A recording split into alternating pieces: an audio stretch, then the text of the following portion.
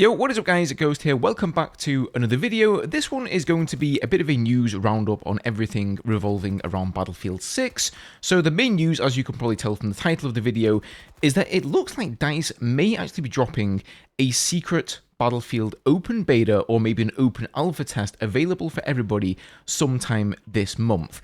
This is not definite, this is sheer speculation, but the evidence is sort of pointing in that direction. So we're going to take a look at that.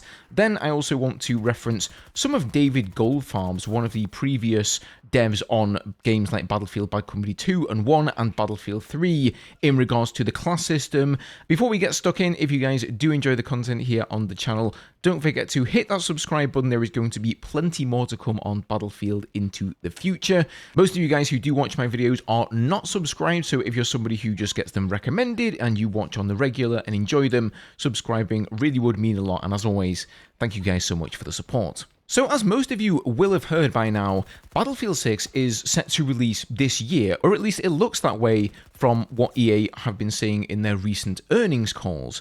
And one of the big events coming up this week is the Summer Game Fest, and we just gotten the full schedule here posted over on Insider Gaming as to where Battlefield 6 may or may not be revealed. So on the 6th of June, on Friday, that is going to be sort of the opening night of the Summer Game Fest. It could be there, although neither EA nor DICE have been stated as a developer or publisher that is going to be at the event. However, it could also be a little bit later down on the 8th of June at the Xbox Game Show.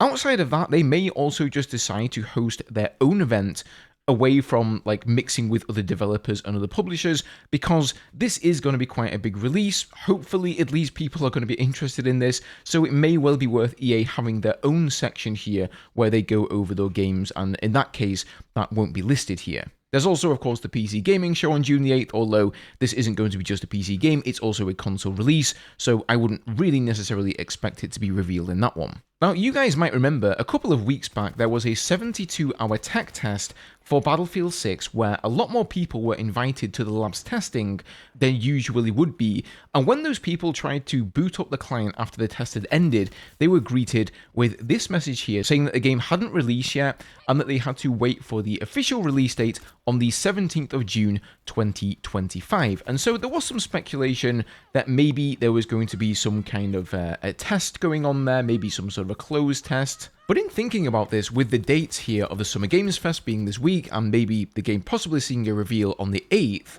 it could well be that they actually decide to make that test on the 17th some sort of an open test where anybody who wants to can try out the game. So I happened across this post on Reddit, and it's from this dude called API Man, who presumably looks into the API, and here he says, "Long time no see, finally I can bring some news.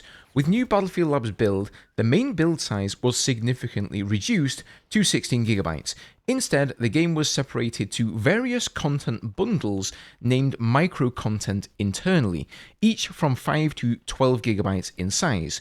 Interestingly enough, together with this change, I have spotted Deluxe Edition with Steam support and also the beta suffix and full game types. All those changes, especially Deluxe Edition, could mean EA are testing some things for release or are preparing to actually sell Battlefield Labs. Personally, I don't believe that they're going to try and sell like a test for their game. That would be absolutely preposterous, so I don't think there's any truth to that there.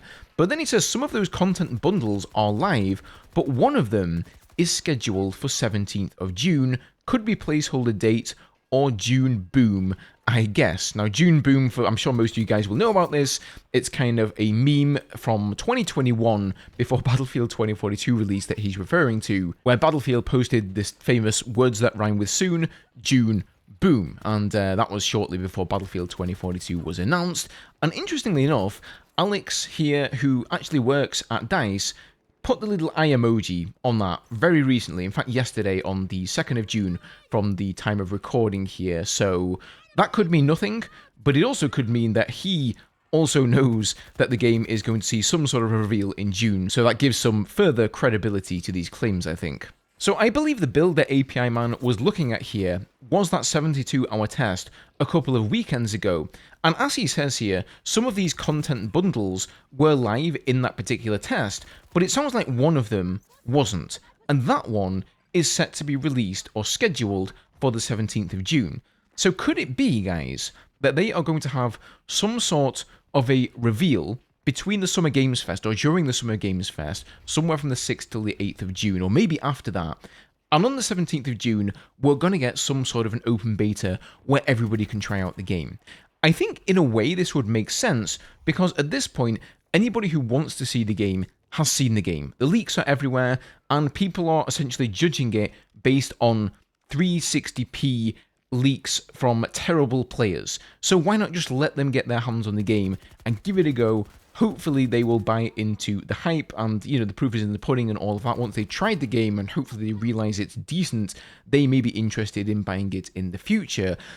On the other hand, though, everything I've seen from the leaks looks quite unfinished. There are a lot of placeholder textures, there are glitches in the maps, obviously there's a lot of balancing to do and a lot of design work left as well, so do you really want every player out there, maybe people who aren't expressly involved with the Battlefield community, to see all of those bugs and all of those issues there?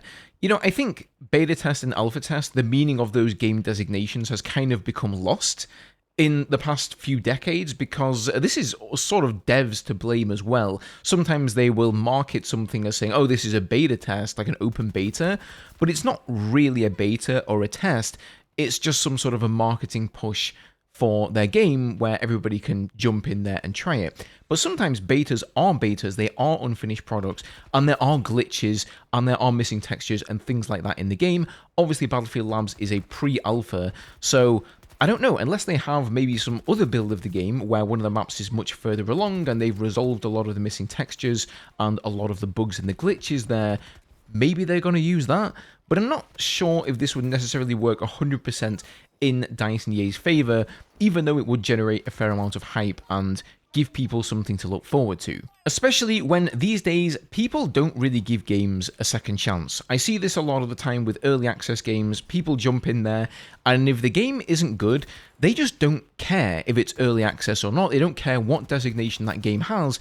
If they jump in and they don't enjoy it, they will not be coming back in the future because gosh, there's plenty of games out there for all of us to be playing, so many people don't wish to waste their times playing unfinished products. So, a bit of a double-edged sword there. I'm very excited to see what would happen if everybody got their hands on it, but at the same time, yeah, it could be quite dangerous for EA. Now, that being said, this could be the date of a test, but it may not be an open test where everybody gets access. Maybe it's just another closed test like we've seen in Battlefield Labs, and that simply is the date of the next one. That could also be entirely accurate as well. But I think at the very least, we are going to see some kind of a trailer. And personally, I really hope that it's going to be a gameplay trailer, not just a cinematic type trailer. Like, I love those, you know. I think DICE's cinematic team do a fantastic job there making these trailers, but I think what everybody wants to see and what will actually sell them on the game is seeing some gameplay. Even if it's scripted gameplay,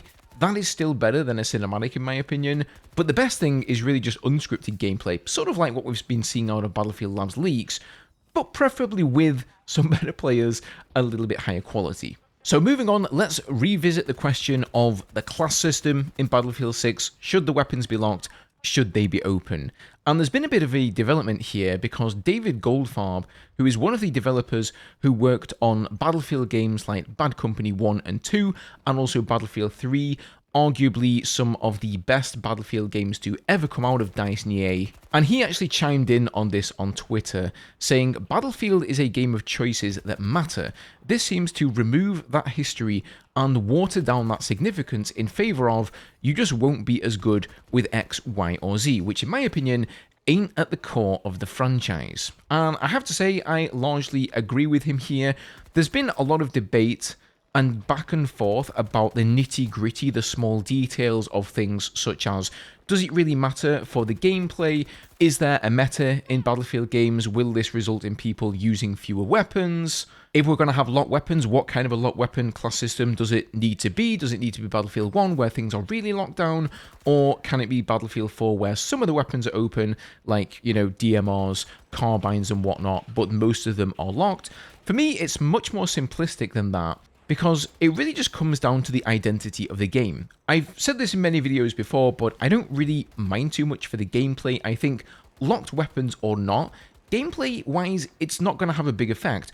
All I know is that in past Battlefield games, the weapons were locked, and nobody had a problem with it. I don't think I've seen a single person or heard a single person saying, oh, I really wish DICE would just unlock all of the weapons in the game and let me use whatever weapon I want to use with whatever class.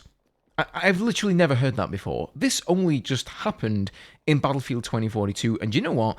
The majority of people, they didn't like it. They didn't like that change. So it seems intuitive to me to just go back to the way it was. I'm not saying we can't have any iteration and just doing the same thing again is the best way forward, and that we just want to play, in essence, the exact same Battlefield game again and again and again. But I just think that the class system with locked weapons is core to the franchise. I think it's very hard to defend that point. Many people say, well, so show us your receipts. You know, show me some cold hard statistics that say, well, that's going to be a better game gameplay-wise. And the fact of the matter is, I can't really do that because we don't have much gameplay statistics from having open weapons, right? The only statistics we have is from Battlefield 2042, and since that was largely a hated game anyway, it's hard to say, was it hated because of that specific decision, because all of the weapons were open, or are people just attaching that gameplay design choice to the game and they just hate the game in general? What I honestly think DICE should do on this regard, and just to test it out once and for all, is they should do some testing in labs with the weapons open, like they currently have, and then they should lock all the weapons down, do some more testing, and ask people what they think. You know, which system do they like, locked weapons or open weapons? And if there's far more people in favor of one over the other, then, you know, that's the decision. It really is as simple as that to me. You know, I think this comment here sort of hits the nail on the head. Jeep stuff, he says, you know, I think opening weapons up is okay. The problem stems from lack of class usefulness. Auto health regen for infantry and vehicles makes medics and engineers useless, and large ammo pool makes support useless. They should pull medics out of support class, put in assault or their own class. And David says they had a solved problem and have made it unsolved. And I think that really, you know, just hits the nail on the head. They had a class system that just worked. It just worked. There was no problems with it. There weren't really any issues with it, I don't think, from me. They've tried many different iterations, though, because every single Battlefield game, they did change the class system around somewhat. They changed which classes got which gadgets and etc., which weapon categories as well were available to what classes, but they still stayed pretty similar. They've never really made a change quite so big as this one. And I don't know, I just think it's, you know, a question of if it ain't broke, don't fix it. And I just feel like DICE once again are trying to fix something that just isn't broken, which has been their downfall in recent years. So I'll leave it at that. As always, I would be interested to hear what you guys have to say on the subject. I am going to be streaming Summer Games Fest, I think, both on the 6th and the 8th. Obviously, I'm not sure where the Battlefield reveal is going to take place, if it's going to take place there at all. But I, you know, enjoy playing all different kinds of games, so it's probably something I'm going to watch regardless. So if you guys want to join me and watch it along with me, then feel free to join me. I'll probably be most likely here on YouTube streaming it, as well as on Twitch. There is a link to that down in the description. As always, guys, thank you for checking out the video today. I appreciate your time. Leave a like if you enjoyed, subscribe for more Battlefield, and I'll see you all in the next one.